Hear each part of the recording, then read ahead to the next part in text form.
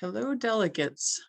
Can't believe we're only 2 weeks away from our second virtual House of Delegates. I'm Christina Emmert. I'm the Speaker of the House. I'm just going to share a little orientation information with you regarding our House of Delegates and Robert's rules and our rules as an organization. So I hope everyone has looked at their delegates manual.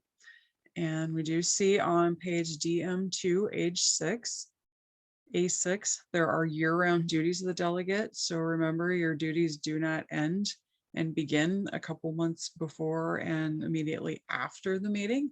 You do want to be well informed year-round about ADHA and also your constituent policies and activities to be attentive to, your state members' attitudes, concerns, and questions about issues. We do want to communicate information regarding issues to ADHA, and then we do want to communicate back the other way to constituent members and other delegates. So we do want to share the information we get from the House of Delegates with our other members. And it is helpful for delegates that come after you or delegates that for some reason may have missed part of the meeting, or an alternate delegate that may have missed the meeting, to maintain a file of relevant information. And now with electronic ways to save our information, it's even easier to save and share information. So delegates that come after us do have an idea of like the history of what's happened with ADHA and what's happened with our bylaws and policy and things like that. And we do want to consider when we're voting on passing policy or bylaws amendments, whether they are necessary for our organization and the function of our organization. So for anybody who wants to know, there is a new edition of Robert's Rules. It's the 12th edition. Last year we were in the 11th edition, so there were some changes, but nothing major that affects our meeting. But for anybody who really wants to dive into it, you can get your new edition. Or if you're not quite ready for almost 700 pages, there is Robert's Rules of Order in brief, which gives you the nuts and bolts of Robert's Rules, and they're a little more handy for members wanting to go to meetings and at least being able to function as a good member. So there is a ranking to all of the rules that we follow as an organization. We don't all just immediately go to our bylaws to see what they say, and we don't immediately just go to Roberts. There are some things that rank a little higher than those. So of course, first we have laws. We have our federal, state, and local laws. And ADHA is incorporated in the state of Illinois. So there is a not-for-profit act. And that is why anytime bylaws are submitted to ADHA, that we do consult with a lawyer, because of course the lawyers know the Not-for-Profit Act. Most of us don't know the Illinois Not-for-Profit Act. I know I do not. There is a corporate charter that ADHA had to file, to become a corporation. And so we do have to make sure we're not violating anything with our corporate charter. And our lawyers also know that if we were violating anything with that. And then come our bylaws. So organizations have bylaws, or they have a bylaw and a constitution. We only have the bylaws. Constitutions usually do have things that we have at the beginning of our bylaws, such as our name, our object, members who can become a member, things like that. But we have it all in our bylaws. And bylaws are our basic rules relating to ourselves as an organization. So how we run our organization, how we have meetings, who can be a member, how we elect officers, what does our board make up, the committees and things like that. And, even things down to Robert's Rules, what parliamentary book do we use? Because there are other guides besides Robert's. What happens if the organization happens to cease to exist, things like that. And then there are bylaws that do refer to board policy. So there are board policies that you can find if you look under the House of Delegates resources. So you can see those policies that are referred to in the bylaws. Rules of Order. This is where we come down to Robert's Rules. That would be your parliamentary authority, your general book of rules. But if you look, there are rules that rank above that. Those are special rules of order. And those are specific to the organization where they alter Robert's rules, such as a really good example is Robert's rules says a member can speak and debate on a motion for 10 minutes twice in a day. So they could talk on something for up to 20 minutes as long as discussion kept going on. Well, most organizations alter that. And our special rule of order says a member can debate for 3 minutes, but we do not put a limit on how many times you can speak to that motion. But every member that wants to speak to it has to have the option to speak once before we let somebody speak a second time. So that would be a good example of a special rule of order. And standing rules, those are administrative details, things such as, you know, when we were live, you know, you had to have a card, a delegate's card to get on the floor. You have to voting card, you have to wear a name tag. So now our standing rules have directions about how your name has to look when you log in to identify yourself as a delegate, things like that. And then custom, those are things that don't show up anywhere in writing. Those are things an organization just does. They don't really have it in writing. It's something that if it comes up, somebody says, well, we've just always done it that way. And if somebody actually points it out and says, well, yeah, we may have always done it that way, but it's not in writing anywhere, that custom then falls to the floor, especially if there is something in writing that would rank above it. So if it's something that's really important, an organization would want to adopt either a standing rule or a special rule of order, depending on what it is, to make it a permanent rule for an organization. So our ADHA policy manual, of course, we pass policies at the House of Delegates. There is no ranking. It doesn't provide any rules for how our meetings are run or how the organization is run. Of course, the policy manual has statements of support, and such as, you know, water fluoridation or public health, or, you know, hygienists can participate in disaster relief, things like that. And these are things that are helpful when us or staff at ADHA is either talking to legislators or they're going to communicate with other professions, so that it's not just Christina saying that I support water fluoridation. No, we have a whole national organization that says we support water fluoridation, so that an organization, other organizations or other legislators knows there's a whole group behind this thing, not just one person that's talking to them. So that helps to get things passed and, you know, helps form relationships with other organizations. So here we're getting into Robert's rules. Here are some of our commonly used motions you'll hear at the meeting. Adjourn, pretty self-explanatory. It ends the meeting. A lot of times at meetings, you will hear the chair say, the chair will entertain the motion to adjourn. Well, you don't really have to do that. Adjournment's kind of one of those things that we use general consent for. There's an agenda. The organization's already agreed on the agenda for the meeting. You get to the end of what's on the agenda, and then the chair usually says, if there's no objection, the meeting is adjourned. Most of the time, nobody adjourns. Recess, kind of the same thing. We do have in our standing rules that after 2 hours, we do take a short break, and especially with being on the computer, we all know these become really long days. So it is important to take those breaks during our meeting. Usually we don't really take a motion for it, but somebody could make a motion to take a break. They can make a motion to, you know, take a break for a certain amount of time, but usually, especially because we have it in our standing rules, the chair would just say, you know, it's now time for recess. We'll reconvene in 10 minutes. And if nobody objects, then we take the recess. And then there is raise a question of privilege, which isn't a motion that has anything to do with anything we're voting on, but it more has to do with something that's affecting the meeting. So like in a live meeting, oftentimes it may get too cold or too hot in the convention hall. So you may raise a question of privilege. Could they turn the heat up, turn the air up, you know, whatever.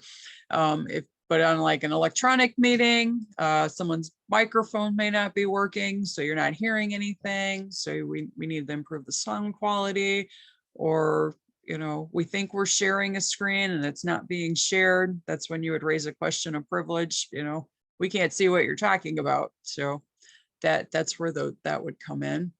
And that's not anything we take a vote on. That's usually just something that the chair, or in our case, an electronic meeting, the tech team would take care of. Previous question, we will probably hear this at the meeting. I don't think I've ever been to a meeting that I haven't heard previous question at. That ends debate on the current motion. And it is a motion that it does take or limit the rights of members to fully debate something. So it does require a 2/3 vote instead of a majority vote. And so previous question is just if members or a member feels like a motion's been debated enough, then they want to end debate on that motion and then they want to vote on it. So you could either call previous question, move to end debate, you know, call the question. Those are all the same thing, but the official motion is I move the previous question. And there's a couple different ways you can move the previous question. Say the House was considering an amendment on a motion. A member could either move the previous question and just say move the previous question, then that would be you were ending debate on the amendment. But if the member felt like we've debated the motion and the amendments and everything else enough, I just want to vote on everything, you would move the previous question on all pending questions. So then if you got a 2/3 vote on that, once that passed, you would vote on the amendment. And then if the amendment passes, it becomes part of the motion. If it doesn't pass, then it drops. And then you vote on the main motion as it is, either with or without the amendment adopted. Limit or extend debates, that changes the amount of time you can debate a question. Currently, our standing rules do not say we have a particular amount of time to debate a question. So say someone says, you know, I think we're about done with this. I don't necessarily want to call the previous question right now, but I think, you know, 10 more minutes of discussion might be good.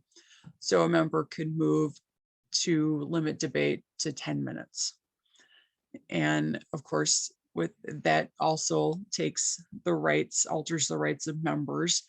So that would also take a 2/3 vote. And keep in mind, when we do limit a set amount of time, that's for debating, that's for making amendments, that's for voting on amendments. It's all of those things. It's not just purely the discussion each person has. We don't start and stop the time on it. It starts from the time that it's adopted to that 10 minutes or 5 minutes or whatever. And to extend the debate, say we did adopt a motion to debate for 10 more minutes. We get to that 10 minutes, but now we think we need a little more time. Then you could say, well, you know, can we debate 5 more minutes? Can, you know, I move to extend debate 5 more minutes. I move to extend debate 15 more minutes. Or say, such as last year, a motion was made to limit debate to a whole series of motions in the reference committee, everything that was left. And then it turned out it wasn't really going to be enough time. So then you could also move to remove those limits of debate. So there's a few different things you can do with limiting or extending debate. Commit or refer. That means that members feel like the motion is a good idea, but it's not quite there. It needs work. So at that point, a member would move to commit or refer. And that would send it to a committee. And usually it's at the president's discretion to what committee it goes to, but members could also choose to make a motion to send it to a specific committee as well. Amend, we were talking about that a little bit, that changes the wordings of a motion. And there's a limit to how far out you can go. You can make a primary amendment, meaning the first amendment to something, and then you can amend that primary amendment to a secondary amendment. So you can only change so many words. Like if you had a motion and you wanted to change a word from plaque to oral biofilm, you can't start talking about something else in the paragraph like public health, because we have to just deal with whatever we're talking about. So there's a limit to what you can talk about at one time. Once an amendment's up, you have to deal with those words of the motion, and those are the only words that you could do a secondary amendment to. And of course, as chair, that's my job to make sure that we are keeping on track and that a motion is appropriate at the time. And of course, if someone moved an amendment that was not appropriate at the time, just say it's not appropriate at this time. Once we get done dealing with this, your motion would be more than appropriate, and we can deal with that then. You can make that motion then. So that's my job as the chair, to keep track of what we're supposed to be amending. And then of course, there's our main motion. So all of our proposed bylaw changes and our proposed resolutions, those are all main motions. Even though we're amending the bylaws, it's a motion called amend something previously adopted, because we previously adopted the bylaws and now we're amending them, but that is a form of a main motion. And there is a reference chart on page DM2C1 for other motions that are not as commonly used. And here's a few other ones. Incidental motions. These don't amend or change or end debate on a motion. These are things that have other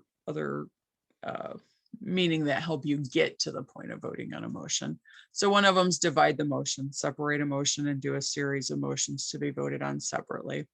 So say we had a motion that said, we moved that ADHA host a Christmas party and buys the president a Corvette.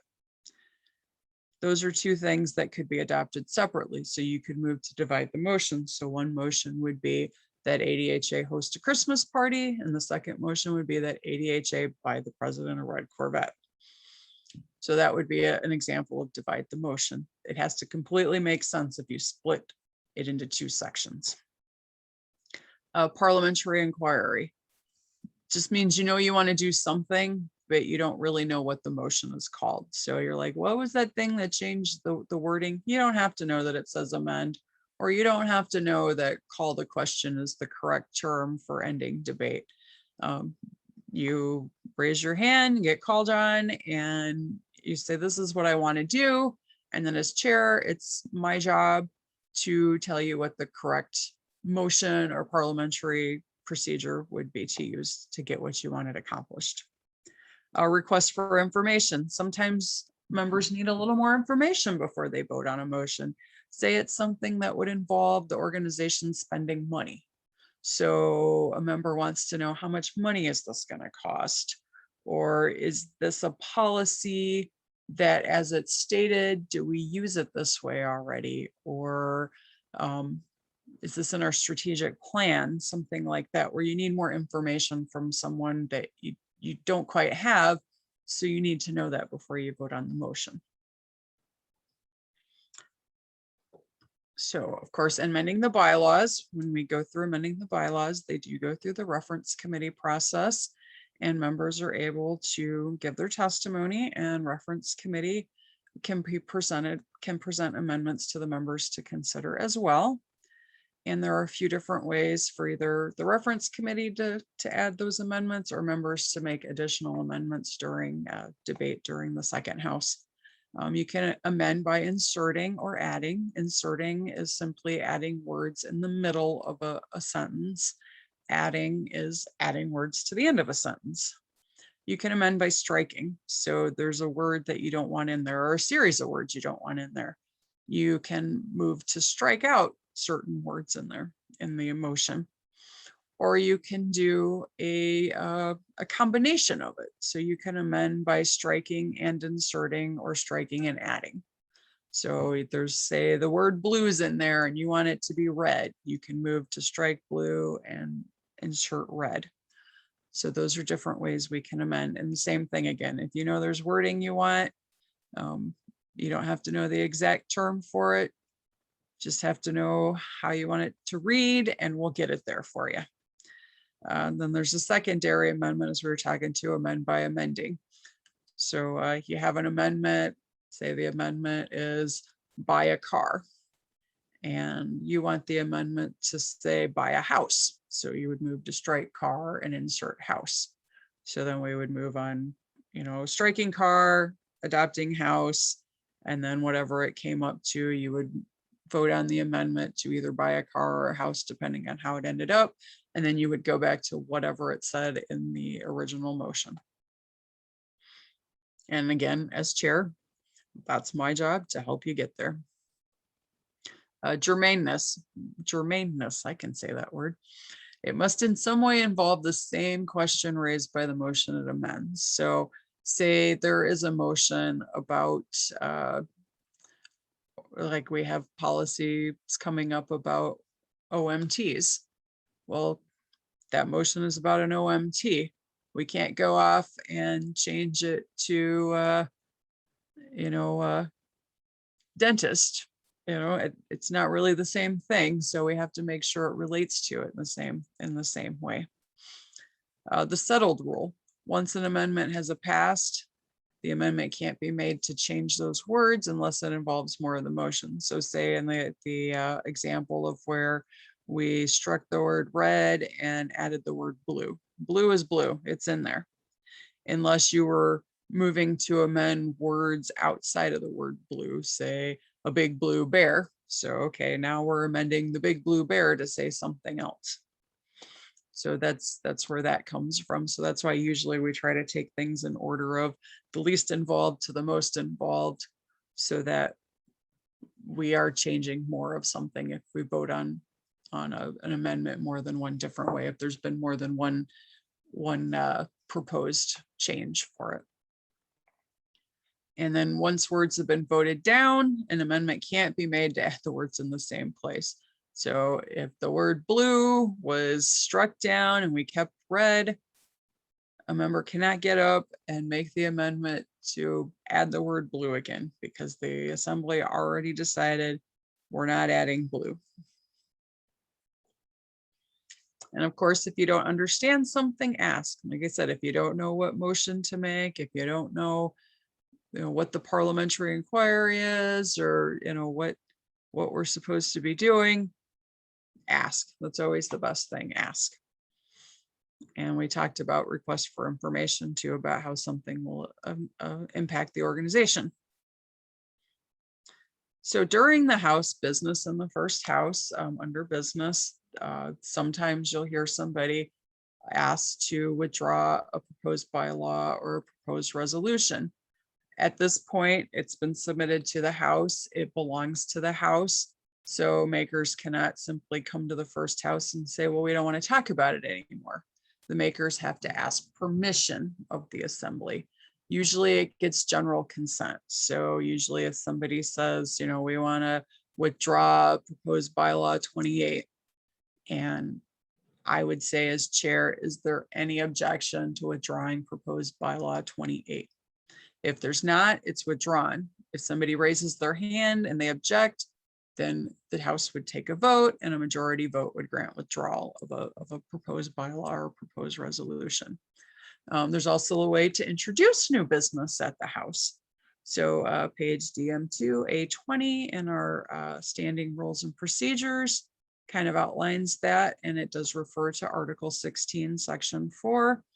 Our amendment without notice, and it can only be introduced during the first House for a bylaw amendment.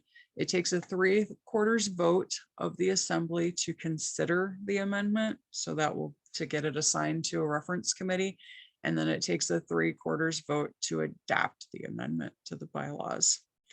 And any proposed bylaw or proposed resolution that's considered out of order will not be considered by the House. Usually those are all taken care of ahead of time, especially since we consult our lawyer ahead of time and we're able to sort through those. So we really don't have anything that comes to the House that would be out of order. The bylaws amendments, like I said earlier, they must not conflict with the Illinois Not-for-Profit Act or Articles of Incorporation. So that's another, again, that's why we consult a lawyer, because most of us don't know the Illinois Not-for-Profit Act. And additional resolutions can be submitted at any House of Delegates session. And our standing rules do state that during the first or second House, if they're submitted, it requires a 2/3 vote to consider that, but it takes a majority vote to adopt a resolution. If any new resolutions are presented at the third house, it still requires a 2/3 vote to consider the resolution, but then it takes a 2/3 vote to adopt the resolution. Assignment of the floor. So traditionally, we've been in person, and you have a big floor, and some people are much farther away from the microphone than others. So people do line up at the microphone to gain access to the floor. And that is something Robert says, if you're in a large convention center, you would do that. But traditionally, what Robert says in meetings is to get assignment of the floor and be able to speak, one person stands up. And the first person that stands up, the chair calls on. And at that point, anybody else who is standing up would sit down. Or if someone raised their hand, then the rest of the people raise their hand. So the person that is assigned the floor gets to make their motion or debate or whatever they need to do. And then once they sit down, the next person would be able to stand up or raise their hand. So that's why this is the way the electronic meeting works. It's the same way as Robert says it really should work in a meeting that's not something where it's really big and people are trying to walk to a microphone where some people are closer than other people. So since we're all at our computers and you're able to click the raise hand, the first person that raises their hand gets called on. The chair recognizes that person, and then the queue is cleared. You don't stand in a line. And so the member speaks in debate and or makes a motion. And then once they're done, then another member can get recognized. So then again, the first person that raises their hand gets recognized. Because this way, if there's an interrupting motion while a member's speaking or making a motion, then the chair is able to see that somebody has an interrupting motion, such as a parliamentary inquiry or question of privilege, things like that, to ask a question. So while it doesn't seem like it's totally fair, somebody says, well, they never got to me. Somebody called the question before it got to me. I kept raising my hand. Well, the same thing can happen on the floor in a line. There's usually 4 microphones and you could have 10 people at each line. If you're the 10th person at a microphone, there's probably a good chance it won't get to you. Somebody may make an amendment that alters the words that you were going to amend. And so then by the time it gets to your turn, you can no longer amend them because of the one and done type thing. We made the decision, it's done.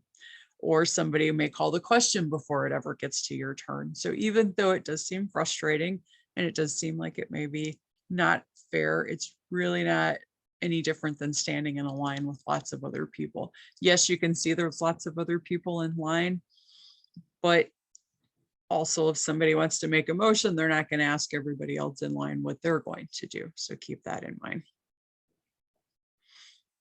So statement from Henry Robert, the originator of Robert's rules: when there is no law, but every man does what is right in his own eyes, there is the least of liberty. So we have to keep that in mind. That's why we follow our bylaws. That's why we follow our standing rules. And that's why we follow parliamentary procedure, is so that everybody can read and see the rules and we can all agree on what we're doing, and we all know what the rules are before we start the meeting. So thank you, and I will see you in a couple of weeks.